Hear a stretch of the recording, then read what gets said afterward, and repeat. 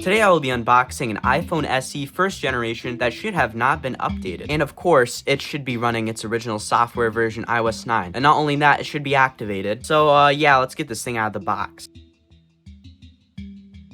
And here we go. Here is our iPhone SE. I'm not really sure, to be honest. It may have a slight bend in the housing, but it's really kind of hard to tell. But overall, this is in pretty decent condition. We have space gray, of course. Now let's see if it has any power. It looks like we do. So let's see what happens when we power this on here. Oh no, guys. They reset it. All right. Let's see if we get through activation at the very least. Okay, now for the moment of truth. Oh, we got through. No way. Okay, let's set up Siri here. Hey Siri. Hey Siri. I don't know what this does, but hey Siri, how's the weather today? Hey Siri, it's me. Sure, don't send. And wow, we got right through. Let's turn off that Wi-Fi there and let's check the software version here. Looks like we have a 16 gigabyte model on 9.3.4. I had a fingerprint earlier, so let's see if we can do that. I never really messed around with Touch ID back in the day on the iOS 9 era for some reason, but we're set it up now. Okay, adjust my grip. Okay, we're complete there, and now we have working Touch ID, so let's give this a try here. Now, let's get into the specs and the history of this device. The iPhone SE first generation released March 31st of 2016, about midway through the life cycle of iOS 9, meaning this thing launched with iOS 9.3.1. It featured virtually the same design as the iPhone 5S, but with a couple differences. The iPhone SE now lacked the diamond chamfered edges, which the iPhone 5 and 5S was known for in their designs. This is very visible here. As you can see, it's not very shiny, but if we compare this to the 5S, you can see the edges are much shinier and overall do just look a bit better. But other than that, the design is pretty much the same, featuring the same glass cutout design, and these are actually in the same color. Of course, this means it also features the same 4-inch display. Internally, it is the exact same as an iPhone 6S, which I don't have, so just pretend this 6 is a 6S. But with a couple differences that just keep this phone cheap, as this was the budget option at the time. Make it lacking 3D touch, which is pretty much a pressure-sensitive display that could allow extra actions. Of course, it just overall being smaller, but a lot of people like the design and the size of the iPhone 5 and 5S over the 6 and 6S, so to be honest, it really doesn't matter in my eyes at least. But other than that, it's pretty much packing the same speed as the 6S. It had the A9 chip with a dual-core 1.84 GHz CPU and 6-core graphics, which was a massive improvement over the A8 chip the iPhone 6 had, which had a dual-core CPU clocked at 1.4 GHz and only quad-core graphics. This, of course, makes intensive tasks like gaming a lot better with the A9 chip. It also now featured 2 GB of RAM, which was an improvement over 1 GB on the iPhone 6. And since it has the A9 chipset, it means it's still being supported to this day. As of January the 28th of 2026, Apple has recently put out iOS 15.8.6, which is absolutely insane for a device that came out almost 10 years ago. Now back to the camera. The main camera on both the iPhone 6S and the iPhone SE are virtually the same, both 12 megapixels, and we're both 29mm. The only differences that are noticeable are the design of it. The iPhone SE1 lacks the noticeable camera bump that the iPhone 6, 6S, 6 Plus, and 6S Plus had. So I don't know if you can see that on the 6 right here, there is a very visible camera bump. When you compare this to the iPhone SE1, there is no camera bump whatsoever. But other than that, the real differences are in the selfie camera. The iPhone SE1 still has the garbage 1.2 megapixel camera. The iPhone 6S has a full-on 5 megapixel selfie camera, which is overall significantly better. Now, of course, this was not changed just to cut costs, and since it already featured the same exact design as the 5S, there probably was no reason to change it, if I'm not gonna lie. Both the iPhone 6S and iPhone SE1 came in space gray, which all of these are space gray, and actually the 5S has a little bit darker space gray than the SE, which is interesting. Silver, gold, and rose gold. They both came in storage options ranging from 16 gigabytes all the way up until 128. And the battery on the iPhone SE is slightly better than the 5S at about a 64 milliamp hour increase, but compared to the iPhone 6S, it is definitely worse, at about a 91 milliamp hour increase on the iPhone 6S compared to the iPhone SE1, which absolutely makes sense because this thing is made to cut costs and is overall just smaller. But anyway, now on to iOS 9. A big noticeable change on iOS 9 is in the font. iOS 9, Apple introduced their own in-house designed font known as San Francisco. Before in iOS 8, Apple was still using Helvetica Neue, which overall is just a little bit different. Us collectors usually like using this to spot like the difference between iOS 8 and 9. This is noticeable on like this lowercase a, which in iOS 8 is a little bit more curly, and on iOS 9 it's not curly whatsoever. And usually if you're like looking just from the setup screen, that is usually the biggest giveaway that you're gonna get. Another one I like to use is on iOS 8. It might be a little bit hard to tell, but it has this more squared off eye, and on iOS 9 it is much more rounder. There are a bunch of other ways to spot the difference, but these are the two main ones that I use. iOS 9 is also the last iOS version to have slide to unlock. As on iOS 10, this was replaced with press home to open. Now, let's move on to Siri. Siri happens to work on both of these iOS versions, but they both have a slightly different design. On iOS 9, the background is a bit more like colorful and more transparent. But when you tap on Siri, it is actually kind of different. As you can see here, it's going to do this like weird little thing, volume thing on iOS 8, and on iOS 9 you get this like more different modern type of thing for Siri. Siri could now search your photos and videos based on dates, locations, and album names. Let's take a quick photo and try this out here. Siri, take me to my most recent photo. And there you go, it takes me right to this photo I just took of my table. Siri could also remind you about things that you're looking at in your apps, but of course I don't have any apps on here currently to show that off, and I haven't used any of the default ones here anyway, so let's just mess around with Siri a little bit. And in fact, since I have iOS 8 here to play around with, let's do it on both of these. Siri, tell me the upcoming NFL games. The Seahawks play the Patriots in Super Bowl LX on February 8, 2026 at 6:30 p.m. And there you go, it shows me the Super Bowl. Siri, when is the kickoff MLB games? The Yankees take on the Orioles on February 20th, 2026 at 1:05 p.m. And there you go, it shows me the upcoming MLB schedule as well. Siri, how is the weather in New York City? It's currently clear and 18 degrees in New York. And there you go, it shows me the weather in New York City. Now, let's try to set an alarm or something. Siri, set an alarm for 9:30 p.m. I've set an alarm for 9:30 p.m. And there you go, it sets an alarm. And anyway, I'm going to turn that off because I don't want that. But yeah, there you go. You can see Siri is working perfectly well in 2026 on both iOS 9 and iOS 8. So let me turn off the Wi-Fi here. Let's go to the keyboard very quickly. On iOS 8, it features this thing where if you have your thing in lowercase, it's still uppercase on the keyboard. And if you're on iOS 9 and you're actually set it to lowercase here, you can see it's actually lowercase on the keyboard. Just a little detail I thought I'd mention. You could actually draw on the notepad, which is pretty interesting. So let's give that a go. Let's just say draw yo or something. And let's hit done. And there you go. You can see it's in my notes. And you could access a bunch of other controls, which I'm not going to mess around with. And of course, the news app was actually added. That, of course, being in place of Newsstand. And anyway, that is everything added in iOS 9. So let's explore the device. All right, so I've gotten quite a bit of stuff synced to this thing. I put some music on here, as you can see. So let's just explore the device. iOS 9 happens to have a working app store. So let's just look around here. I'm not going to sign in here because when I tried signing into my iCloud, it just downloaded everything on here, and 16 gigabytes does not really feel good on iOS 9, so I'm not going to really be able to download anything, so I just sideloaded some applications anyway. But yeah, you can kind of see stuff works in here. But yeah, you can see that's the App Store there. We can check out the iTunes Store here, and you can see it has a bunch of music on here, even though I just synced some stuff in here anyway, because I don't really care about that. I like doing it the old-fashioned way. And this is pretty interesting. It's kind of have some dark mode elements here.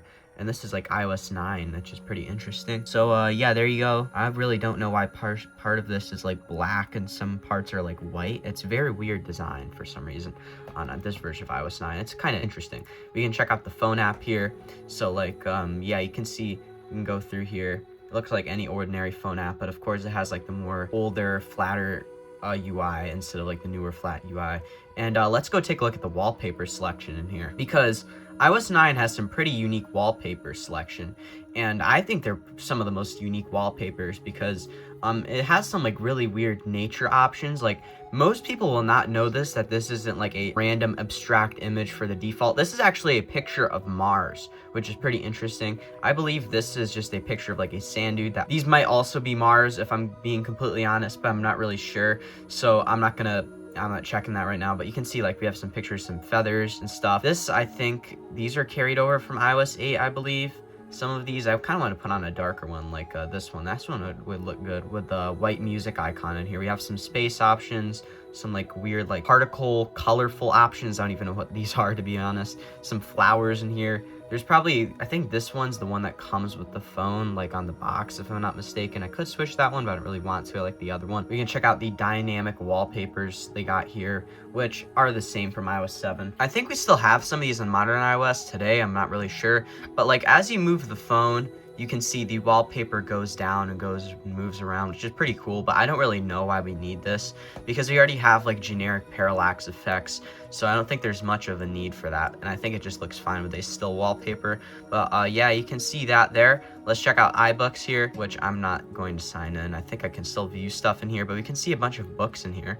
Yeah, that's iBooks there. The health app, I've ran 0.01 miles according to the health app, which I'm not really even sure where it's gotten that from. I've barely walked, I've even walked around the house with this thing, which is kind of interesting. We can see iMessage here, which it just looks exactly the same as modern iMessage. That's kind of from the same flat era. But since we're here, let's take a look at these emojis here, as iOS 9 has some pretty unique emojis that we don't have to this day. So let's like search around here, because I guarantee some of these I think they don't have, like, they overall just have like a more glossy feel, kind of just like more reminiscent of iOS 6, because they still have pretty much the same emojis as iOS 6 in here. But we can check some stuff in here. Like they have the classic gun emoji, as this is now a water gun nowadays, which I don't really know why. There's probably some reason, but yeah, this is all the emojis. You can see all the flags. The flags just basically look exact same today. I believe though, like they don't really have like a unique gloss or anything to them. They kind of just look like what they look like now. But yeah, that's the emojis. Let's check out the ringtones because we can. So let's go to sounds here. Let's find ringtones, because I think they're just all the same ones as iOS 7, but we can go through them. So this is the opening one.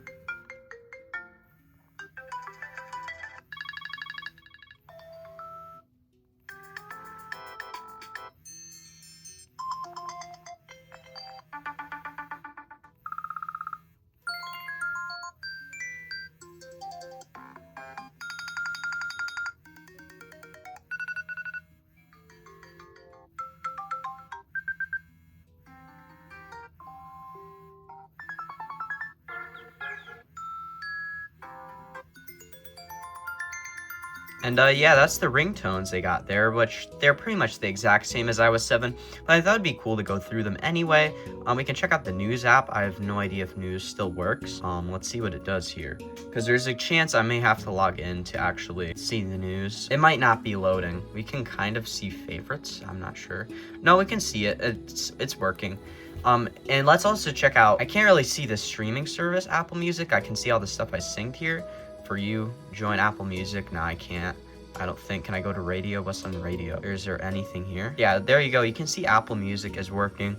And I have some stuff synced to this already, and I have some music synced to this so you can see how it looks. Like iOS 9 has this like very unique look to it, like especially when I have like a covers like red or something. You can see it just makes it overall look very red. I'm not going to play that, but there you go. You can see this is working perfectly good here. Let's see if we can get maps to load. Oh, maps is actually loading on iOS 9. Go to like Ottawa. I'm very much zooming in on it. I had no idea that iOS 9 still had a working maps app. It is kind of glitchy, to be honest. It's not really loading very well. I don't think I can get anything else to load other than like this overhead view, but you can see that Maps still works on iOS 9. And we can also check out the stocks application here, and you can see all the stocks in here. We can see Apple's stock, Alphabet, which I learned from the iTunes fanboy that I think this is Google's parent company, which I think I knew about that before. I wasn't really sure, but yeah, you can see that's there. I'm not sure what else is in here that I'm probably interested in. Yahoo, is that? Yeah, Yahoo. But the Dow Jones, whatever. But yeah, you can see the stocks application here. Let's check out the weather app. As I always check out the weather app. I like how the early weather app looked. Like the early flat weather app. It had like a very unique look to it before it just became like these ugly looking bubbles that we got on like later versions of iOS and what we have now. So yeah, you can see the weather app here, and it works perfectly good. I can see Cupertino's upcoming weather, which looks significantly better than the gloomy weather I have in New York currently. But yeah, there you go. You can see that is working perfectly fine. And Mail, which I'm not going to sign into, but you can see that's there. And FaceTime has a very unique look to it on iOS 9. I don't think iOS 8 has looks like this, to be completely honest. But you can see it has like a very unique blur to it. We can check out the calculator app here.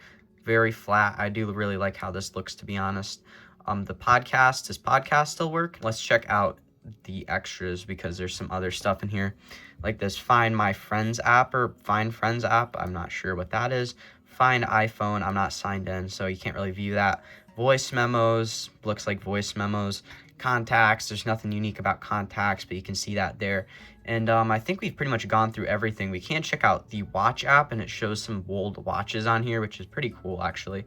But we can see I don't have a watch on here, so I wonder if anyone has ever tried that. But anyway, let's check out some games on iOS 9. As gaming on A9 iOS 9 feels very smooth, of course. I think I got the Halloween version of Subway Surfers, which is pretty interesting. But yeah, you can see it actually works pretty well. I feel like it usually runs better on iPads, but this feels very smooth on this version of Subway Surfers very specifically. I think this is one of the later versions of Subway Surfers for iOS 9 as well.